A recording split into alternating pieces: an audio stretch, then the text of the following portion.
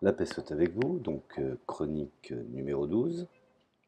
Je voudrais traiter un petit peu de la gestion aujourd'hui des relations et des expressions dans le cadre des échanges des médias sociaux. Vous constatez, à la lumière du quotidien, puisque aujourd'hui on peut considérer que l'expression des médias sociaux recouvre les différentes activités qui intègrent bien entendu la technologie et l'interaction sociale. Sans oublier, bien entendu, la création du contenu.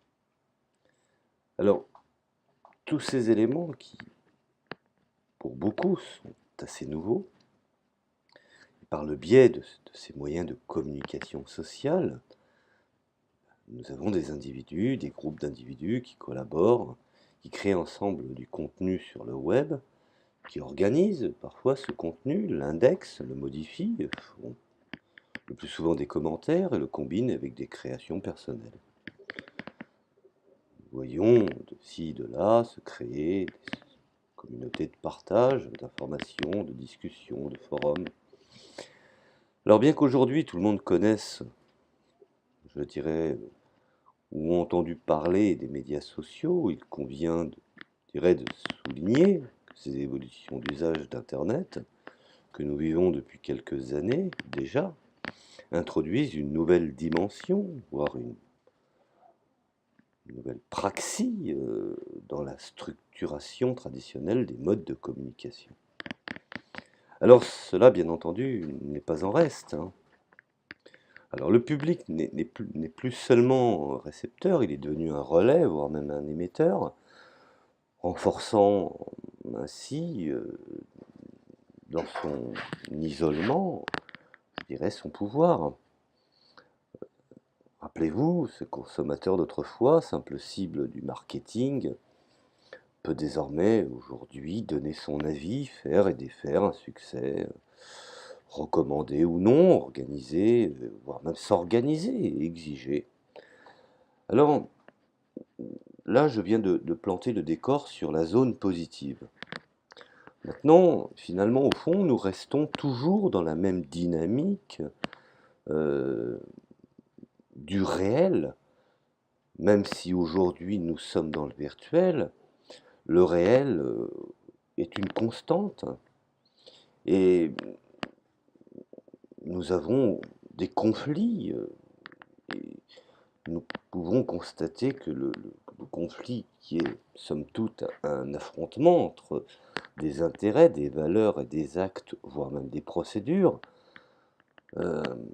qu'on appelle un désaccord, une idée s'opposant à une autre, il peut y avoir un désaccord sans qu'il y ait conflit.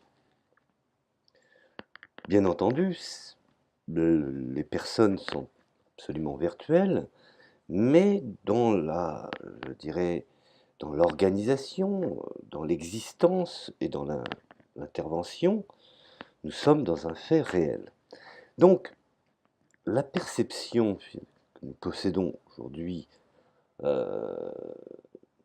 de cet outil, c'est que le système de pensée, qui est un générateur de structures mentales auto-organisées, et dont, je dirais, la façon dont nous décodons les symboles est différente pour chacun, et il n'en demeure pas moins que cela reste finalement euh, dans le domaine du réel. Et c'est là où, pour parler de cette différence qui engendre, je dirais, des conflits, nous avons premièrement l'aspiration première de tout individu, qui est la sécurité, ça c'est une chose tout à fait légitime. Le changement inspire le danger parce qu'il représente la perte de repères, x est égal à un inconnu, perte d'une condition établie et sûre. Nous avons également les réactions au changement qui sont source de conflits. Bref, nous avons tous les ingrédients de la réalité. On le constate aujourd'hui, la négociation, si elle éloigne le conflit, elle garde les contradictions. négociation qui aboutit à des compromis sur l'argumentaire, finalement, au fond, rien de nouveau vis-à-vis du réel. Et si elle n'aboutit pas, elle renforce les positions de chacun. C'est ce que je m'évertue à dire quand il y a esclandre et esclandre violente, le débat est faussé. Et finalement, l'idée première est trahie. Nous avons aussi un concept qui peut être inconscient, mais qui est somme toute qui dénote une certaine réalité, c'est le combat et la guerre comme valeur. Alors bien entendu, tout comme le virtuel fait partie du réel par l'existence de l'individu à travers son ordinateur ou son smartphone, et qui de plein fouet aujourd'hui fait partie de la société, dans notre société, l'esprit combatif valorise l'individu. Cela n'a pas changé finalement. Or, dans le cadre d'un conflit interne, comme sur des réseaux sociaux, il est un non-sens. Il n'a aucun effet créatif, voire même au contraire. Quand on observe de plus près, les luttes intestines n'engendrent aucune dynamique, sinon celle de la destruction. Alors les conséquences de ce genre de conflit, c'est que quand on met en relation finalement avec les causes et les différentes parties, ne réagissent pas de la même manière. Les individus sont tous différents. Premièrement, chaque partie reste sur sa position rigide. Aucune des parties ne tente de proposer une alternative aux idées qui s'affrontent. Par nature, on vient débattre avec des idées reçues, persuadé que la raison est dans le camp de celui qui l'invoque. Or, ce qui va se traduire bien entendu par une certaine forme de rigidité de l'argumentaire, entraînant une perte de temps, d'énergie et de discussion stérile. L'intelligence, l'esprit créatif de chacun sont utilisés dans le seul but de détruire, mis au service finalement au fond de conflits à qui mieux et sera le plus fort et sortira de cette joute gagnant. Et bien entendu aura pour conséquence de ne absolument pas améliorer une idée. Et l'idée la plus forte, ma foi, prend le dessus. Ce que je pense, à mon sens, ce n'est pas forcément la meilleure. Alors, vous me direz, pourquoi a-t-il fait audio sur cette problématique, sans y apporter une esquisse sans prétention de réponse? Alors, même si un conflit peut être la manifestation, je dirais, d'une différence, voire même d'un antagonisme, dans ce cas d'espèce, et qu'on sait pertinemment que crescendo, ce conflit va être néfaste et générer de graves perturbations dans l'organisation humaine, même si un conflit peut rendre d'une réalité, d'une mise au point qui s'impose face, je dirais, à des débats d'idées, alors le conflit est une chose, je dirais, nécessaire, si ce n'est positive, dans la mesure où les individus ont gardé à l'esprit le respect, la reconnaissance de l'autre, l'acceptation, qu'il puisse y avoir, je dirais, des points de mire, qui n'aient pas été compris par la partie adverse, car nous sommes également dans ce qu'on appelle la pédagogie, ce qui est une science assez compliquée, car celui qui enseigne comprend une chose d'une façon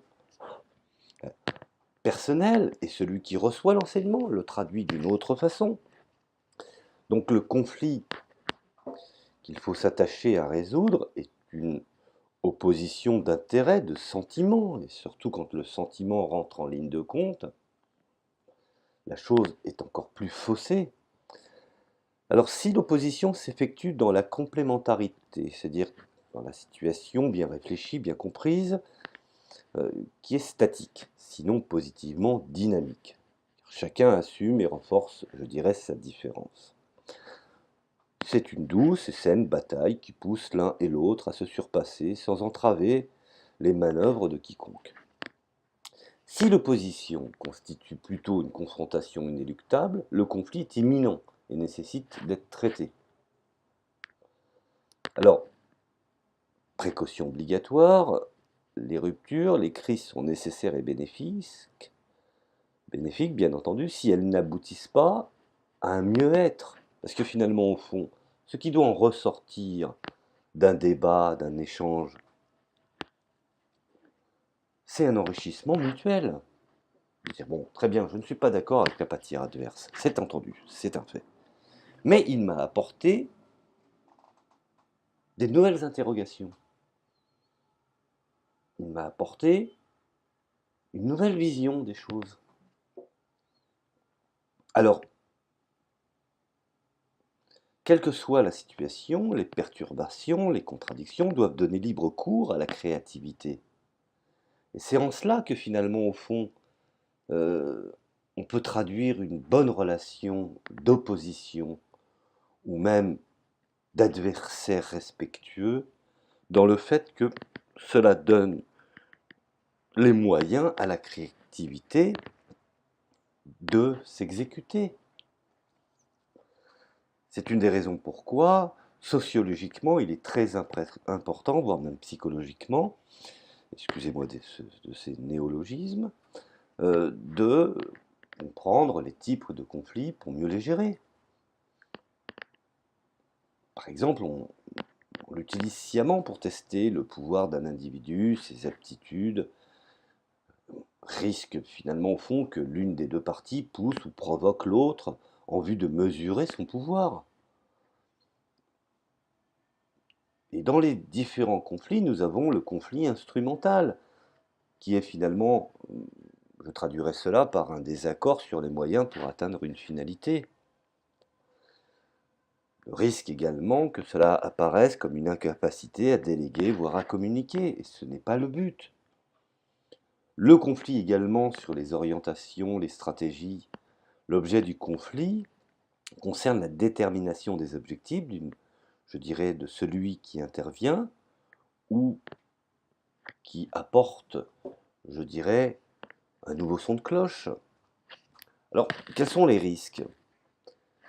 Quand le conflit est trop larvé, nous avons des risques de démission je dirais, des protagonistes, c'est-à-dire des gens qui ne veulent plus intervenir.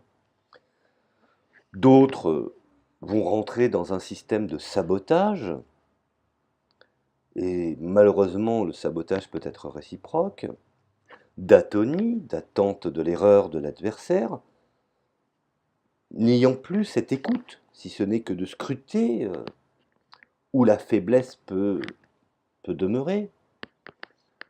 Ensuite vient et apparaît le conflit de personnes.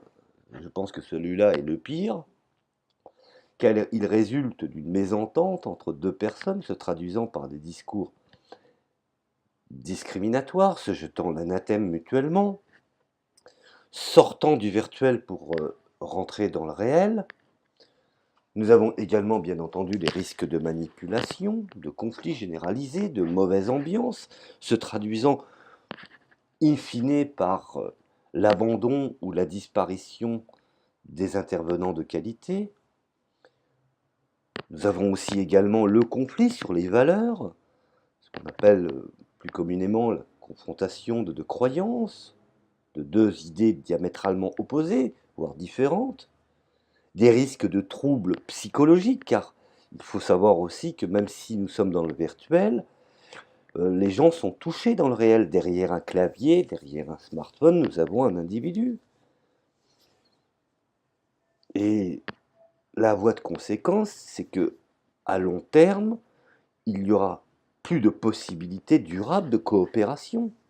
Est-ce que finalement, c'est l'objet cherché dès le départ? Absolument pas. Et enfin, nous avons également le conflit interne lorsque la critique sur la pensée ou l'esprit de certains ou les opinions est systématique, mais cachée par l'un ou plusieurs, ou entre eux. Le risque, par exemple, de démobiliser l'organisation, la petite entité qui aurait été créée, et d'engendrer finalement une concurrence contre-productive entre les différents services, voire même notamment du fait d'un mauvais passage de l'information, ou une mauvaise compréhension. Rappelez-vous, c'est ce que je vous expliquais tout à l'heure, la problématique de l'enseignant et de celui qui reçoit l'enseignement. Alors, pour éviter les malentendus que provoque quelquefois l'ambiguïté du langage, ce qui est pire dans le virtuel, car on ne sait pas à qui on a affaire derrière. Tandis que dans le réel, on a l'individu physiquement présent. On le fréquente, on le côtoie. Alors, comment comprendre la nature, je dirais, de la perception et être conscient des pièges du langage? Comment avoir une pensée créative en explorant, je dirais, notre comportement face à une situation? Alors, effectivement, l'idée de départ, je dirais, est acceptée sans être attaquée. On accepte la réalité. Bon. Quand je dis acceptons la réalité, c'est que pour qu'il y ait un débat constructif, c'est que déjà nous sommes d'accord sur une situation. Même si après on en tire des réflexions différentes, il faut déjà accepter la situation. Ensuite, les deux parties s'impliquent dans l'exploration de la construction créative. Le temps doit être utilisé intelligemment dans un esprit créatif. L'opposition des idées est simplement reconnue, mais ne fait pas l'objet d'un affrontement.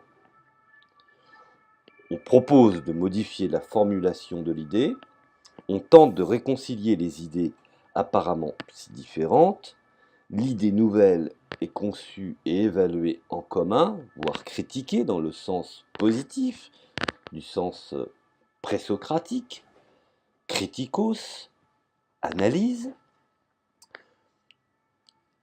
dont le conflit, finalement, au fond, doit être apaisé. Maintenant,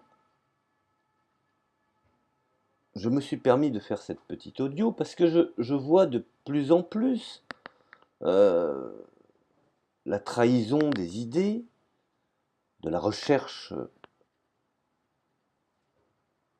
de l'enrichissement des connaissances à travers ce que possède tout à chacun, par finalement, au fond, une relation qui finit en pugilat. Donc voilà, je voulais traiter un petit peu de cette problématique d'une façon succincte, des conflits qu'il peut y avoir sur des médias, sur les réseaux sociaux. Ce n'est pas complet, bien entendu, parce qu'on pourrait en parler des heures, y faire intégrer la sociologie, la psychologie, voire même à des moments, et je n'aime pas trop ce terme, parce que je le laisse aux spécialistes, la psychiatrie. Donc, je vous remercie de m'avoir écouté.